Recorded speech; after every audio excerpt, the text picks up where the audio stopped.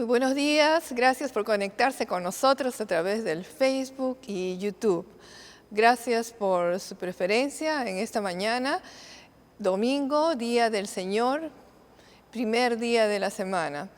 Sean todos ustedes bienvenidos a este tiempo en el que vamos a alabar, adorar a Dios, pero también vamos a escuchar su palabra y seguramente Dios tiene algo que decirte a ti, que estás en tu casa o en algún lugar de la ciudad o quizás fuera de la ciudad de Lima, pero gracias por estarnos escuchando. En esta mañana quería compartir con ustedes el Salmo número 8, que dice lo siguiente: Cuando veo tus cielos, obra de tus dedos, la luna y las estrellas que tú has establecido, digo, ¿qué es el hombre que de él te acuerdes? ¿Y el hijo del hombre para que lo cuides? Sin embargo, lo has hecho un poco menor que los ángeles, y tú lo coronas de gloria y majestad. Tú le haces señorear sobre las obras de tus manos.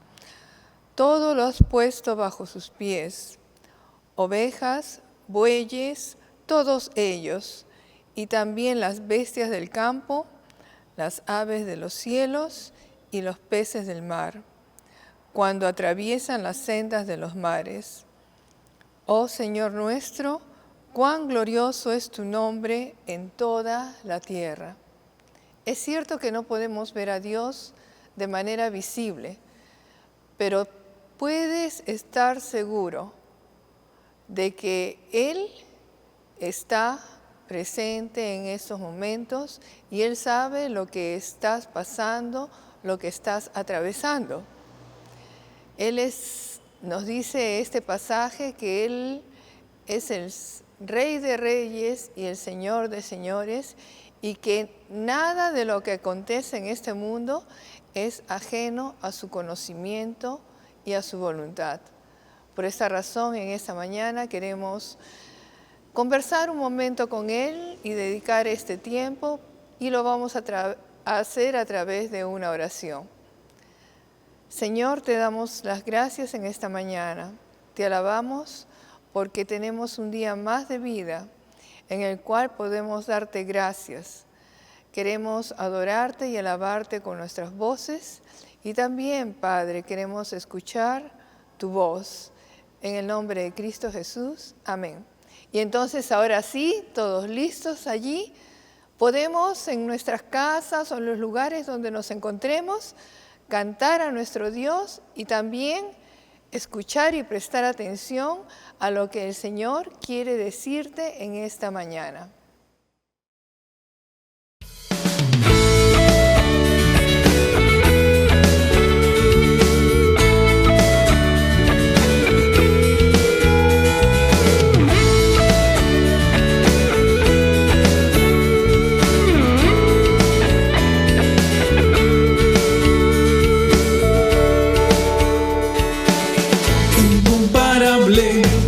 Inigualable es tu amor y me rodea. Tú me abrazaste y me limpiaste, Señor, de mi pecado. Tu amor me alimenta, tu amor me sustenta. Celebraré tu amor todos los días. Celebraré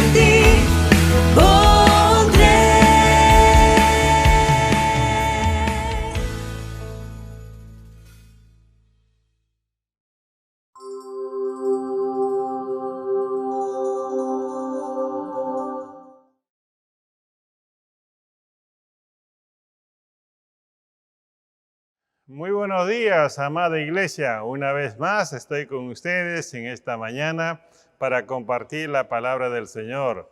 Mi esposa estuvo saludándoles hace un momento y ahora quiero con ustedes leer una porción de la Escritura para compartir el mensaje en esta mañana.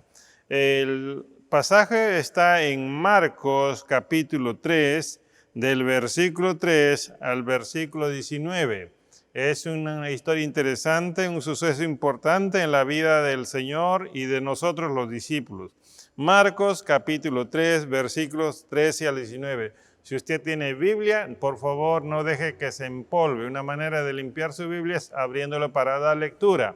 Y si usted tiene un celular, ya dice la Biblia ya pasó de moda, es mi celular. Bueno, entonces desconecte su celular de los chats, de la internet y solamente quédese con la Biblia para que pueda concentrarse, porque si no, alguien le va a llamar y de seguro que Dios no le va a estar llamando en ese momento que está escuchando su palabra. Dice Marcos 3:13, y subió al monte, llamó a los que él quiso y ellos vinieron a él.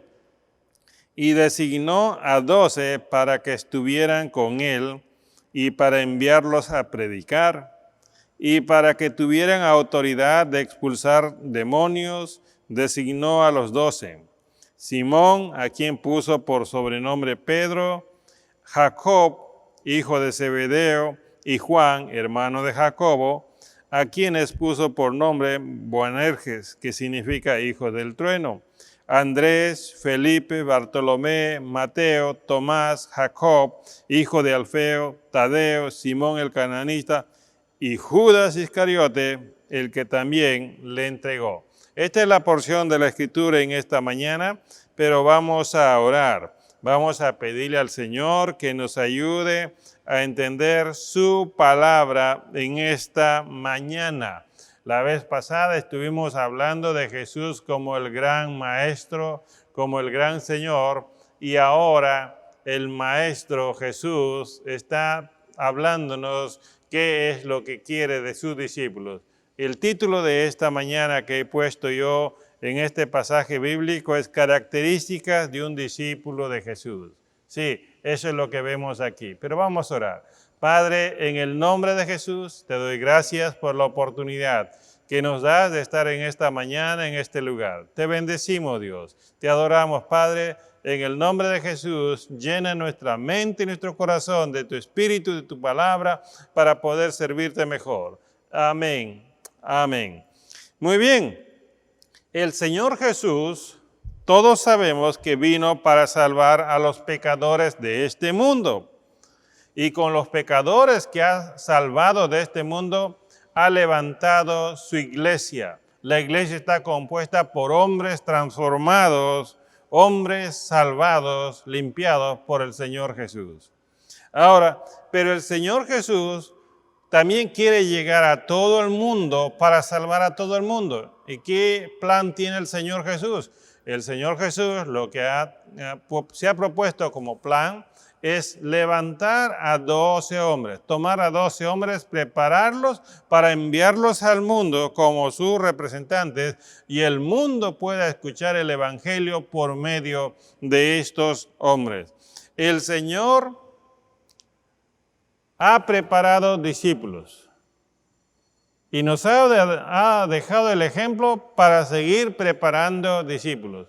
Y por eso en este tiempo, así como el Señor preparó a 12 discípulos, de igual manera en este tiempo sigue preparando discípulos. ¿Cuáles son las características de un discípulo de Jesús? Bueno, vamos a ver por lo menos 5 en esta mañana. En primer lugar, quiero decirte, un discípulo de Jesús está convencido de su llamado por el Señor. Así es. Está convencido de su llamado por el Señor. Cuando vamos al capítulo 3 de Marcos, versículo 13, dice, y subió al monte, y aquí está el verbo, llamó a los que él quiso, y ellos vinieron a él. La primera cosa que encontramos aquí es el llamado. Y aquí el verbo llamar implica la acción de hacer venir, convocar a alguien. Es una acción que se ejecuta por iniciativa propia. ¿De quién? En este caso, de Dios, del Señor Jesús, tomando la iniciativa para hacer venir, para convocar a personas por medio de un trato personal. Eso es el llamado. Dios te mira, Dios te observa y Dios toma la iniciativa para acercarse a ti y llamarte y empezar un trato personal contigo. El Señor tuvo la iniciativa de llamar a 12 hombres. ¿Para qué? Para que estos 12 hombres pudieran vivir una vida con propósito. Por eso cuando uno lee los evangelios, lee las cartas paulinas, entonces uno puede entender un poquito mejor de hombres que han sido llamados por Dios, reconociendo el privilegio, el honor que han tenido al sentirse llamados por Dios. Miren lo que dice Pablo. Pablo en Gálatas capítulo 1, versículo 15 dice, pero cuando Dios, que me apartó desde el vientre de mi madre y me llamó por su gracia, tuvo a bien. Pablo ahora, después de un tiempo, entiende que el haber sido llamado por Dios ya es un privilegio, es un acto de gracia, es un acto de bien. El cristiano, tú que te llamas cristiano, tú que dices ser creyente, nunca debes olvidar de dónde el Señor te sacó. Nunca debes olvidar cómo eras de pecador antes de conocer al Señor. Y ahora que el Señor ha llegado a tu vida, el Señor ha hecho muchas cosas buenas en tu mente, en tu corazón, y ya no eres la misma persona. El pecador no hizo nada para buscar y acercarse a Jesús. Fue el Señor que se acercó para llamarlos a cada uno de ustedes. Por eso el mismo apóstol Pablo cita, por ejemplo, cuando él escribe una carta a Timoteo, en 1 de Timoteo 1:15 dice, palabra fiel y digna de ser aceptada por todos, Cristo Jesús vino al mundo para salvar a los pecadores, entre los cuales yo soy el primero. Dos cosas ya vemos en la vida del Pablo, reconociendo que Dios ha estado interviniendo en su vida, pero en segundo lugar también reconociendo que Dios le ha tratado de una manera especial aún siendo pecador. Y él ahora dice, Dios vino a llamar a los pecadores y yo respondí y me siento uno de los más grandes pecadores porque yo perseguí a la iglesia del Señor. El Señor nos llama para salvarnos en primer lugar. Después el Señor nos llama para entrar al reino de los cielos. Y después el Señor nos llama aquí en la tierra para consagrar nuestra vida y empezar el trabajo de santificación en nosotros. Pero mientras estamos siendo llamados a consagrarnos cada día, Dios también nos llama para ser usados, para poder servirle en la iglesia del Señor Jesús. Ahora, ¿cómo llama Jesús a los discípulos? Bueno, en estos días quiero comparar la ilustración de la selección de fútbol. Tenemos un técnico que se apellida Gareca. ¿Y qué hace Gareca? Gareca se sienta, medita, reflexiona y dice, ¿a quién voy a llamar? Hay algunos que están jugando bien, otros que están jugando mal. La vez pasada llamé a algunos y no hicieron bien. Entonces ahora voy a hacer una nueva lista. Entonces, después que hace su nueva lista, sale la publicación. Tal vez muchos han estado expectantes a qué hora me llama y algunos tal vez sorprendidos porque les ha tomado en cuenta. Bueno, en cuanto al llamado del Señor Jesús, dice el texto bíblico en Lucas capítulo 6, versículo 12, dice, Él se fue al monte a orar y pasó toda la noche en oración a Dios. Cuando se hizo de día, llamó a sus discípulos y escogió a 12 de ellos.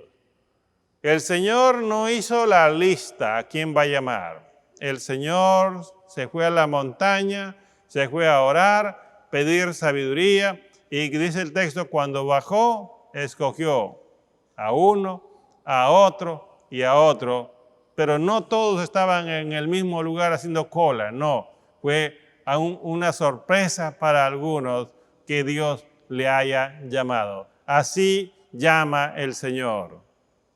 Y por tanto, mis hermanos, si tú ya fuiste llamado para la salvación, considérate un privilegiado.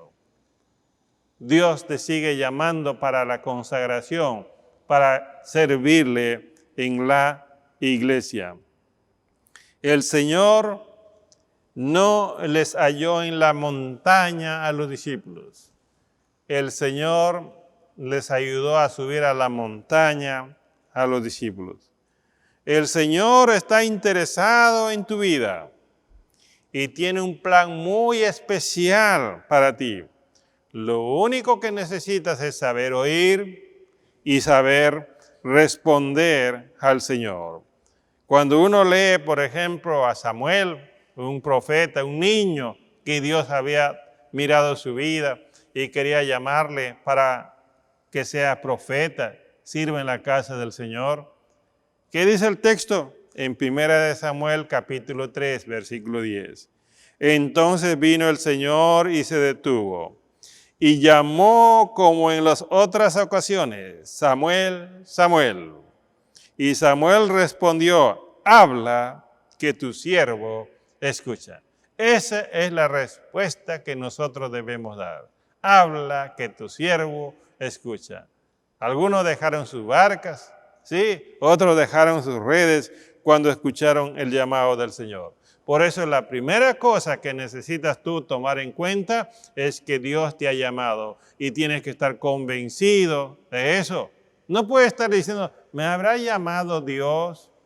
No sé si yo soy llamado. No, has sido llamado ya para la salvación. Has sido llamado ya para entrar al reino de los cielos. Si no estás seguro de eso, entonces estás en condenación.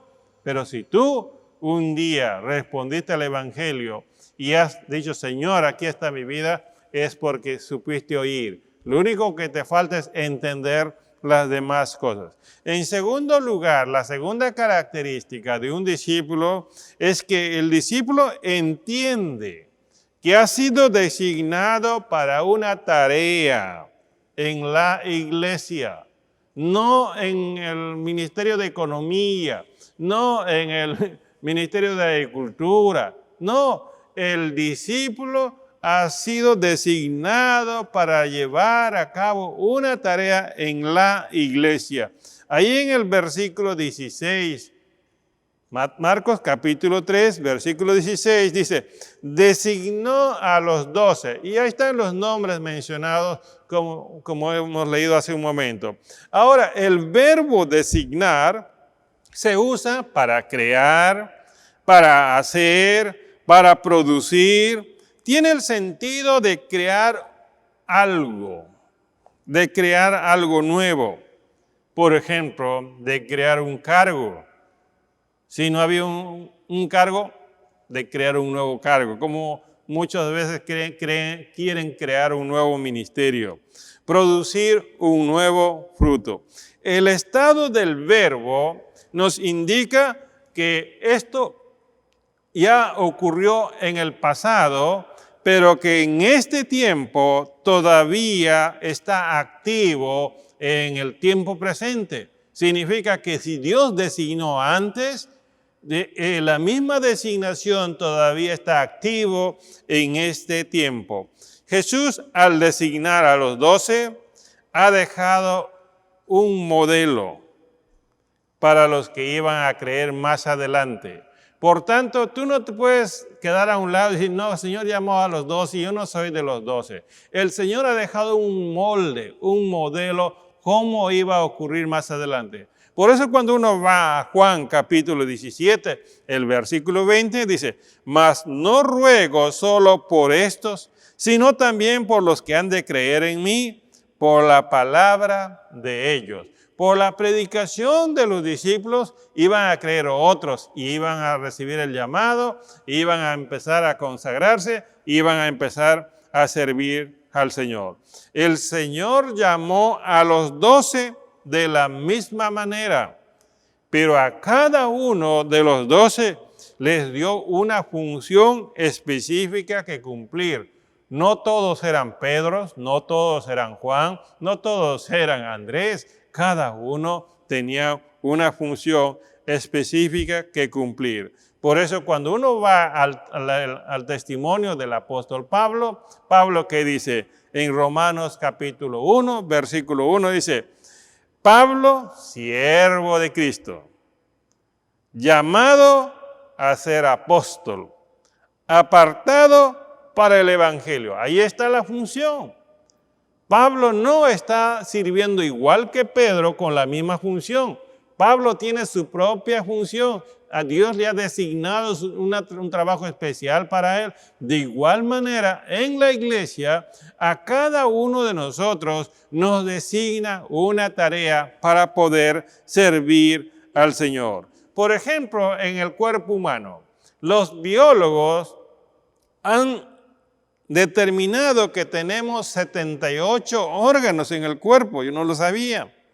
Los anatomistas han podido descubrir que tenemos 204 huesos que sostienen a los tejidos en nuestro cuerpo. Sumando los órganos con los huesos, hay una suma de 282 partes. Ahora, si nosotros vamos ya a preguntarle a uno que usa el microscopio para estudiar el oído o la vista, va a encontrar, por ejemplo, muchas más partes microscópicas, pero que cada uno cumple su función. De igual manera, mis queridos hermanos, así como en el cuerpo humano, cada uno está en su lugar cumpliendo una función, en la iglesia, cada miembro, cada creyente está ahí para cumplir una función, no para estorbar, sino para sumar. No para estar criticando, sino para estar produciendo, para estar sirviendo a los demás. Cada órgano y cada hueso cumple su función. Cada creyente es parte del mismo cuerpo, pero cada uno tiene una función que cumplir. Por eso, mis hermanos, cuando Pablo habla acerca del cuerpo, dice en 1 Corintios 12, 18, ahora bien, Dios ha colocado a cada uno de los miembros en el cuerpo según le agradó. Eso es lo que uno debe aceptar. A Dios le agradó, a Dios le interesó que tal persona esté sirviendo aquí, tal persona esté sirviendo allá. Y nosotros los creyentes no podemos estar diciendo, yo quisiera servir allá y aquí. Hay que preguntarle a Dios. Y cuando uno le pregunta a Dios, Dios te va a decir, aquí quiero que sirvas, o quiero que estés allá, o quiero que estés aquí. Todos somos iguales ante Dios, pero Dios trata con cada uno de manera exclusiva. Sí, Dios tiene tiempo para cada uno y de manera exclusiva nos va a dar un trato pastoral, paternal. Cada uno debe entender cuál es la función que Dios le designó dentro de la iglesia. Esa es tu primera chamba, tu primer trabajo que necesitas hacer. Por eso, mis hermanos, cuando Pablo escribe su carta a los Corintios, le dice, ustedes, hermanos, cada uno permanezca con Dios en la condición en que fue llamado. Está hablando de ese momento cuando Dios te llamó y Dios te designó algo para ti. No te muevas, persiste en ello. Así es. Eso es lo que necesitamos nosotros entender. Muy bien, ya dijimos que el discípulo debe tener convicción de su llamado por Dios. En segundo lugar, debe entender que ha sido designado para una tarea específica dentro de la iglesia. En tercer lugar, decimos que el discípulo es alguien que se dispone para ser equipado espiritualmente. El discípulo se dispone, se prepara para equiparse espiritualmente. Sabe que ha sido llamado, sabe que tiene una tarea que cumplir, e entonces dice, pero me falta capacitar, y ahora se dispone para ello. Por eso cuando vamos al versículo 14 de Marcos 3, 14, encontramos el verbo que dice, para que estuvieran con él. El verbo estar se usa para ser, existir, llegar a ser, suceder. El sentido del verbo es que el Señor quiere llevarte para ser su discípulo. Si el Señor quiso que estuvieran con Él, es porque el Señor tenía en mente llevarles a existir como un discípulo. Así como un árbol produce frutos nuevos, cada uno de nosotros necesita ser o como un fruto nuevo de parte del Señor. La meta de Jesús es transformar a los hombres pecadores en hombres consagrados y capacitados. Sí, esa es la meta. El Señor dijo, no vamos a ser mayor que Él. Pero ¿sabe lo que dijo? Que vamos a ser casi igual que Él. Mira Mateo, capítulo 10, versículo 25. Nos debe interesar, nos debe hacer pensar. Mateo 10, 25 dice, le basta al discípulo llegar a ser como su maestro y al siervo como su señor. Si uno lee con detenimiento el texto, no dice por encima del Señor que debe llegar al discípulo, sino llegar a ser como su maestro. Hacer las cosas que hace su maestro. Enseñar lo que enseña su maestro. Vivir la vida como vive su maestro. Ese es el desafío. Y para esto necesitamos nosotros equiparnos, prepararnos espiritualmente. El Señor se propuso equipar a todos en general, pero no lo hizo de manera automática. Lo llamó y dijo, aquí tienen el polvo mágico y ya están equipados. No, Él pasó 3 años. Los llevó por un proceso de aprendizaje disciplinado, sistemático, constante, de todos los días, y les iba ayudando en sus debilidades, les iba revelando algo que no conocían. La manera como el Señor transforma es por medio de su palabra. Así es, y sobre todo por el ejemplo que Él comenzó a dar a sus discípulos. Por eso un día cuando estaba hablando a sus discípulos y a la sociedad, Él soltó esta verdad. En Mateo 11, 29 dijo, tomad mi yugo sobre vosotros y aprended de mí que soy manso y humilde de corazón. La manera que vamos a equiparnos es acercándonos al Señor Jesús y tomando el yugo del Señor para caminar juntos. No es un cursito de vez en cuando, no es por ahí un videíto que yo veo de alguien, no.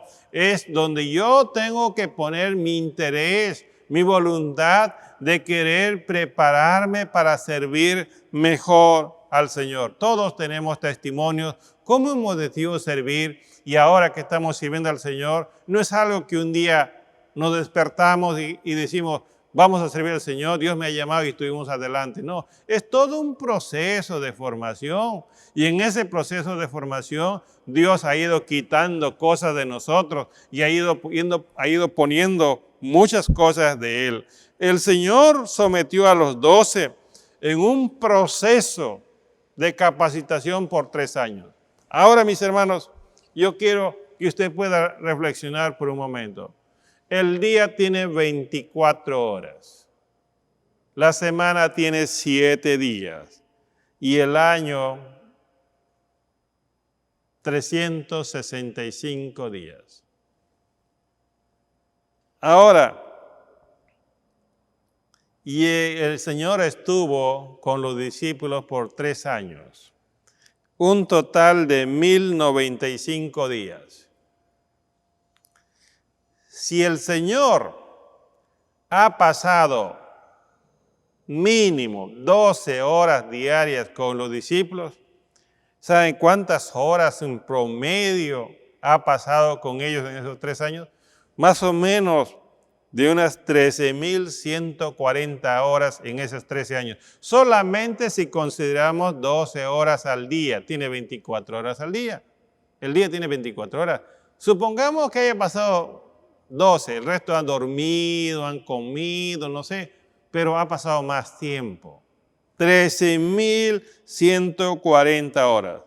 Ahora yo pregunto, nosotros en este tiempo que andamos ocupados con tantas cosas, ¿cuánto tiempo necesitamos para igualar en nuestra preparación a los discípulos que tuvo el Señor? Bueno, ya había hecho un cálculo más o menos conociéndoles a ustedes y conociéndome a mí también. Pero imaginemos que tú vas a pasar 1 hora diaria con el Señor, leyendo la Biblia, orando. 1 hora diaria. El día tiene 24 horas, tú vas a pasar 1 hora. Como yo sé que muchos no lo hacen, porque algunos leen su Biblia cada vez que se acuerdan. Si pasas 1 hora diaria a la semana, has pasado 7 horas. ¿Estamos ahí? Y al año has pasado 364 horas. Estamos hablando de 1 hora diaria y todos los días. Al año has pasado 364 horas. ¿Cuántos años necesitas tú para prepararte de una manera parecida, cercana a los 12 discípulos? Necesitas unos 36 años. Hasta ahí ya has envejecido, hasta ahí ya te has jubilado. ¿Se da cuenta? ¿Por qué es que necesitamos tomar en serio nuestra preparación? Aún así, después de 3 años, los discípulos todavía no estaban completamente preparados. Por ejemplo, Tomás no había entendido cuál era el camino. Señor, si no conocemos el camino. Felipe no había entendido quién es el Padre y dijo, muéstranos al Padre y nos basta. Y le dijo, Felipe, estoy 3 años contigo y todavía no conoces al Padre. Y tuvo que repetirle, el que me ha visto a mí, ha visto al Padre. ¿Se dan cuenta? No es suficiente la preparación que tenemos. No es suficiente. Y tú no te engañes que porque lees la Biblia de vez en cuando, un videíto, o vas al culto por ahí, que eso ya es suficiente. No, no es nada. No es nada. A ver, toma una taza con manzanilla y todavía sin azúcar todos los días. O dejando 2 días una taza con manzanilla. A ver si vas a sobrevivir. De igual manera, nosotros necesitamos tomar en cuenta la preparación del Señor. Algunos descuidan su preparación por ignorancia. Ignoran el llamado de Dios. Ignoran en lo que pueden llegar a ser. Ignoran hacia dónde va la iglesia. Y cuando se les pide hacer algo, ponen excusa. Algunos son como Moisés, que dicen, no sé hablar. Pero anda a ver cómo hablan en su negocio, cómo hablan con sus amigos. Y cuando se trata de servir al Señor, no sé hablar. Algunos ponen la excusa de Jeremías, soy muy joven, ya cuando sea viejo. ¿Y quién te asegura que vas a llegar a ser viejo? De joven puedes terminar tus días en esta tierra. Un creyente que no se prepara para servir a Dios, no sirve para vivir. Un creyente que no se prepara para servir a Dios, no sirve para vivir.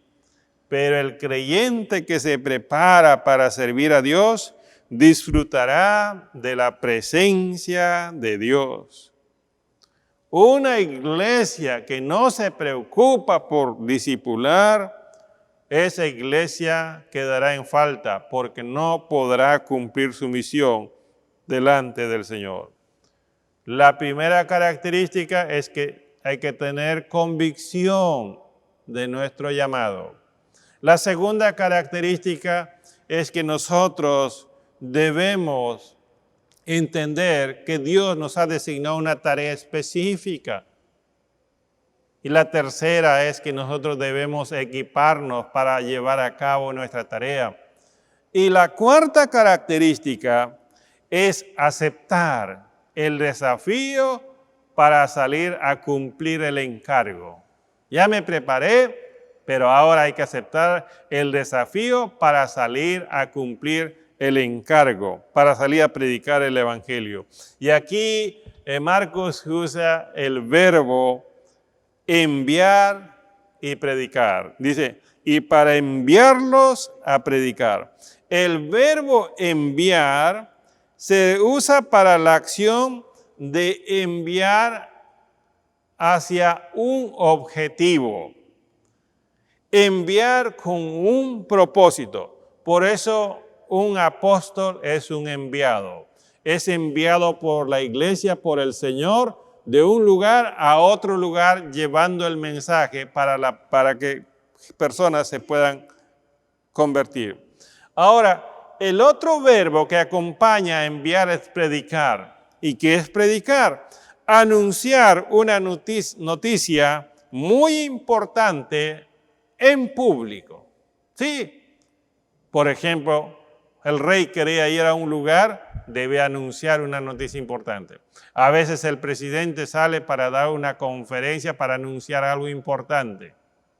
O los ministros, en público.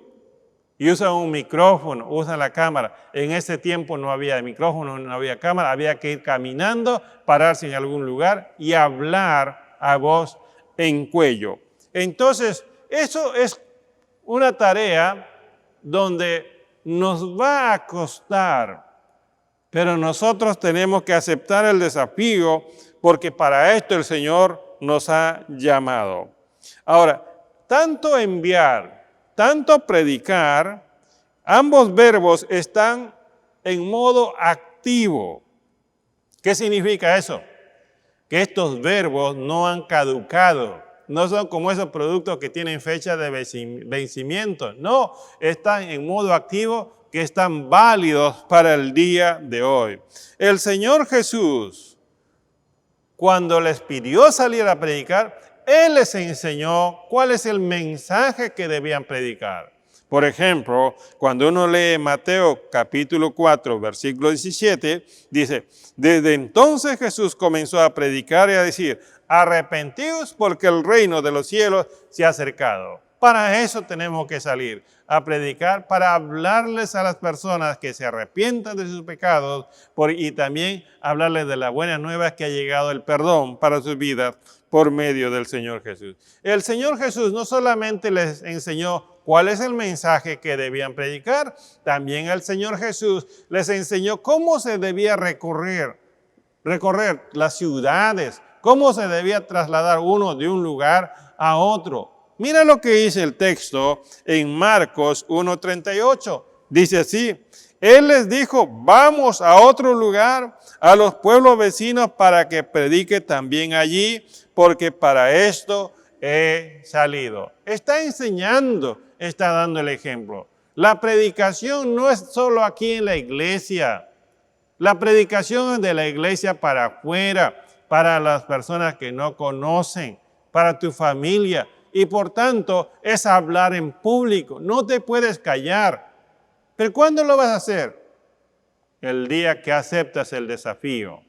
Si no aceptas el desafío, vas a estar tranquilo, calladito y pensando que eres buena persona. Pero para predicar, mis hermanos, afuera, a la familia, a los perdidos, uno tiene que tener convicción, pero también tiene que tener pasión. ¿Y cuál es esa pasión? Que esos hombres o esas mujeres están perdidos y se van a ir a la condenación para siempre. Y el sufrimiento va a ser eterno.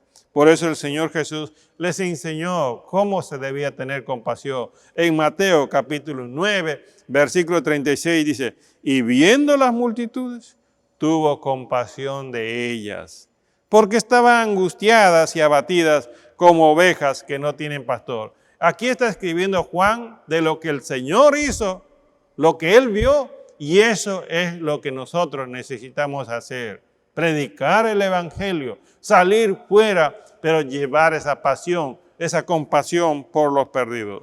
El Señor se ha preocupado de hacerles entender mentalmente a los discípulos acerca de la urgencia de la predicación, pero también ha creado dentro de ellos esa necesidad espiritual para tener compasión por los perdidos y se ha encargado de hacerles ver cómo vive la sociedad. Por eso cuando vemos el Evangelio de Juan, el Señor les habla de una sociedad insatisfecha, de una sociedad que necesita pan. Les habla de una sociedad perdida en tinieblas y una sociedad que necesita una luz que les guíe.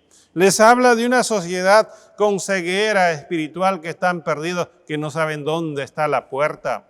Les habla de una sociedad en peligro de muerte y les habla de un pastor que da su vida y que pueda salvarlos a cada uno. Pero también les habla de una sociedad alejada de Dios y que no sabe cuál es el camino. Y al último les habla de una sociedad insatisfecha, infértil. Y les dice cómo es que esa sociedad pueden dar mucho fruto. Juan capítulo 15. Cristo vino para salvar al mundo y ha formado 12 hombres para enviarlos por todo el mundo. De igual manera en este tiempo, Dios te ha salvado y quiere enviarte por todo lugar. Por eso le dijo a sus discípulos, como el Padre me ha enviado, así también los he enviado al mundo. Hay una tarea pendiente para todo creyente, que es compartir el Evangelio de los demás. Por eso Pablo, cuando ya se estaba despidiendo, le dijo a Timoteo, Timoteo, predica a tiempo y fuera de tiempo. Timoteo, cumple tu ministerio. No te avergüences, sufre penalidades, pero haz un trabajo de evangelista. Cumple tu ministerio, segunda de Timoteo 4:5. Y por último, mis hermanos, necesitamos nosotros entender que el ministerio, una vez que uno sale a predicar, vamos a encontrarnos con distintos tipos de personas y vamos a enfrentar una lucha espiritual. ¿Y qué es lo que hizo el Señor Jesús?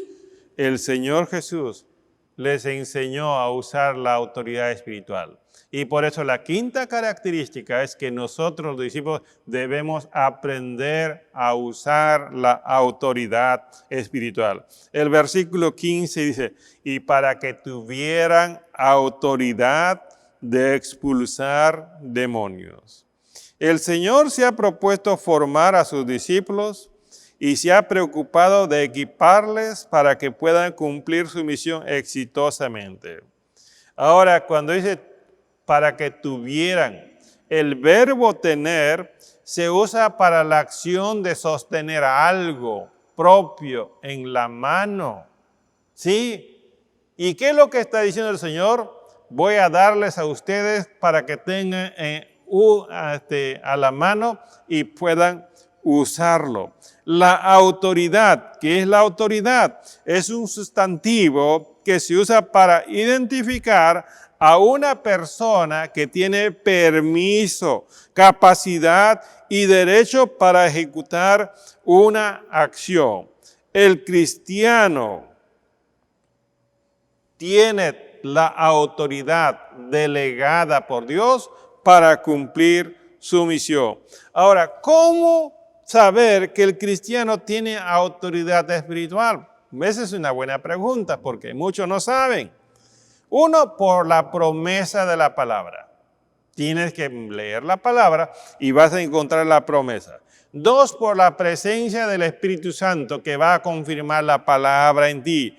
Pero en tercer lugar, yo diría que es clave, es la convicción que tú tienes. Lo que Dios dice y lo que está dentro de ti, el Espíritu Santo, es real y de tal manera que eso te sirve para ahora actuar delante de Dios.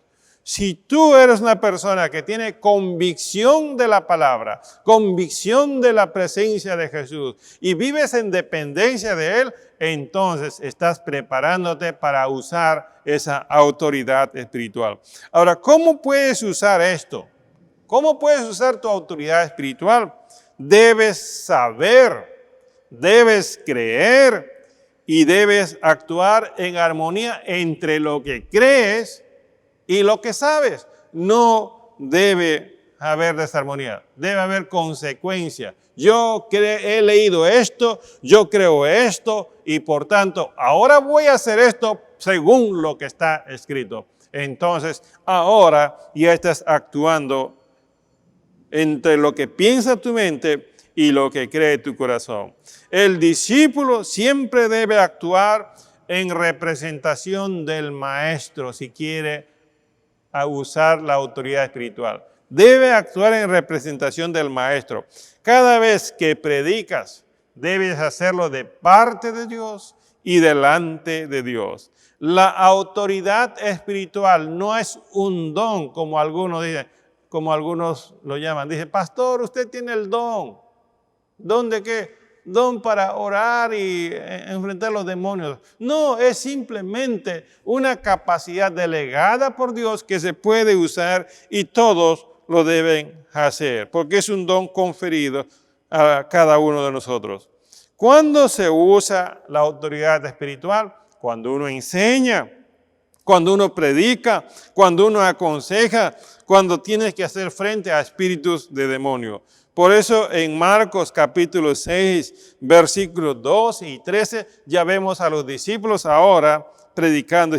Y saliendo predicaban que todos se arrepintieran y echaban fuera demonios y ungían con aceite a muchos enfermos y los sanaban. Autoridad espiritual en acción. Ellos creyeron y ellos comenzaron a actuar. Muchos cristianos han oído hablar de la lucha espiritual, pero muy pocos están dispuestos a enfrentarse a los espíritus demoníacos. ¿Por qué? Esos creyentes saben que Jesús tiene poder, pero no están seguros si funciona con ellos. Les cuento un testimonio. Yo estaba estudiando en el seminario bíblico y estaba a cargo de unas casas, unas células fuera de Trujillo. Y un día, en plena clase, me llama, ya tenía celular en ese tiempo. Me llama un hermano que vivía por ahí y me dijo, pastor, necesitamos su presencia urgente. Y yo le digo, ¿qué pasó? Hay un joven, hijo de un hermano, que está hablando cosas, está maldiciendo, está totalmente atormentado, está perturbado y necesitamos que venga para que nos ayude, porque estaban asustados. Yo le cuento a un estudiante del seminario, le digo, mira esto, le digo, en tal lugar, ¿me acompañas? No puedo, tengo que preparar, pero su excusa era más por el temor a ir a enfrentarse a algo nuevo. Me acerqué a otro estudiante del seminario, también me dio su excusa, muy espiritual, pero la verdad es que no querían enfrentarse con estas cosas demoníacas. ¿Qué había hecho? Tenía que ir solo. Pero antes de eso, yo ya estaba orando al Señor. Señor, si tú dices que esto es lo que uno tiene, y tú dices, Señor, que tú vas a obrar, voy a ir delante de ti y voy a actuar conforme a tu palabra. Y ahí comprobé que la autoridad espiritual funciona cuando uno actúa según lo que está escrito y de parte del Señor, delante del Señor. Y gracias a Dios, esa noche pudimos ayudar a esa familia. Mis hermanos, ahí está la autoridad que podemos usar muchos de nosotros. En esta mañana quiero terminar diciéndoles a cada uno de ustedes, el Señor Jesús elaboró un plan de vida para cada discípulo, de igual manera también para ti. El Señor Jesús con sus discípulos se propuso conquistar el mundo. Y tú eres parte de ese grupo de discípulos que necesita llegar a las partes que todavía no llegue el Evangelio. El Señor Jesús sigue preparando a sus discípulos hasta el día de hoy. ¿Quieres ser un discípulo del Señor Jesús? Acepta el reto y dispón tu vida para servir al Señor. Te bendigo, Señor, por esta mañana, por esta palabra. Gracias, Señor, en el nombre de Jesús. Amén. Amén. Gracias por conectarte con nosotros en esta mañana y qué hermoso haber podido escuchar su palabra. Quiero invitarte a que puedas escuchar a continuación los anuncios y que quiero decirte que el Señor te bendiga y confía en Él. Él sabe lo que tú estás pasando, lo que tú necesitas. Y conmigo será hasta otra oportunidad. Dios te bendiga.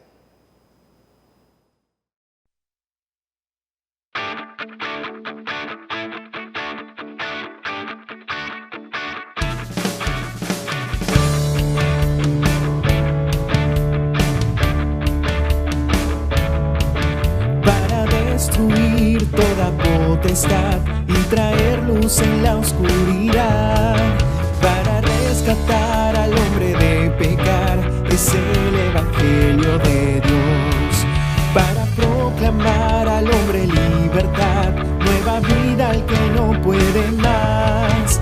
Para los que lloran nació Jesús, es el Evangelio de Dios. Y a Dios sea la gloria, y a Dios sea la gloria, y a Dios sea la gloria, es el Evangelio de Dios. Y a Dios sea la gloria, y a Dios sea la gloria, y a Dios sea la gloria, es el Evangelio de Dios. Para redimir a su pueblo de toda lengua, tribu y nación, derramó su sangre por su amor, es el Evangelio de Dios. Él resucitó, la muerte venció, cual ladrón en la noche vendrá, y para siempre con su iglesia reinará, es el Evangelio de Dios. Y a Dios sea la gloria, y a Dios sea la gloria, y a Dios sea la gloria, es el Evangelio de Dios.